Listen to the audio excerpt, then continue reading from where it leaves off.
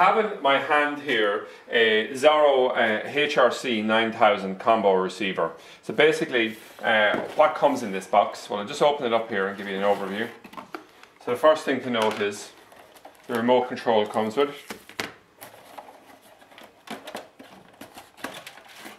It comes with a 3-pin plug.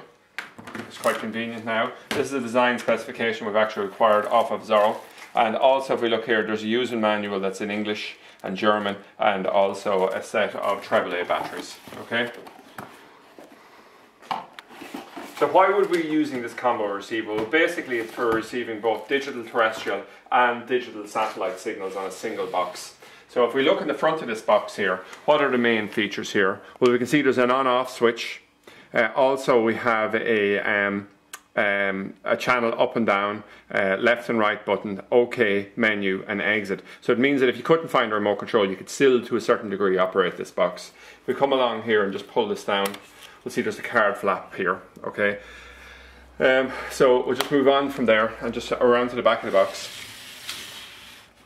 So the main features here to be interested in is we have an LMB in. So this is going to take the feed from the satellite. Normally for the Astra 2, we'll say for the BBCs and the ITVs, and down below here for the antenna in. This will come from a UHF aerial, and this will normally be used obviously in Ireland for the digital terrestrial channels, the Sairview channels. Okay.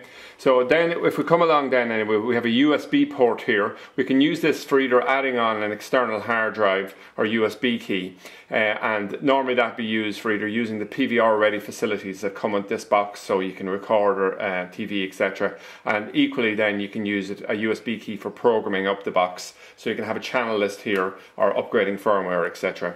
In terms of the outputs then, we have a HDMI output here, or alternatively over here we have a SCART output.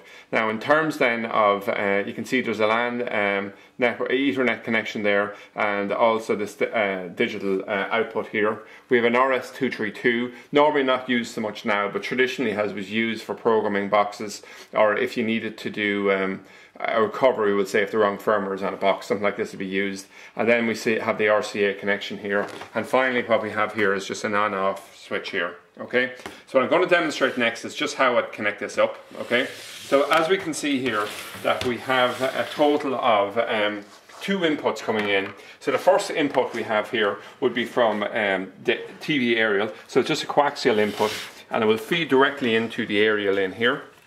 And next we have an F-type connector. Now normally you'd have a screw on. In this video I'm just using a push-on F connector, and that feeds into the LMB in. It's very important now it goes into the inside rather than on the loop outs here. Okay, so just push that on. Now if we're connecting this to a television, we have 2 choices. We can use a HDMI lead or a SCART lead. If the HDMI option is available on your TV, if it's a relatively modern TV, always obviously use the HD to be able to get the full HD effect on the HD channels. So you could use that there, or alternatively we could just use the SCART lead if we have an older television that doesn't have an HDMI input on it. Now in the next video in this series we're just going to cover the topic of how to actually tune the channels in, etc. And there's a whole series of videos inside this range covering all the main functionality with this box.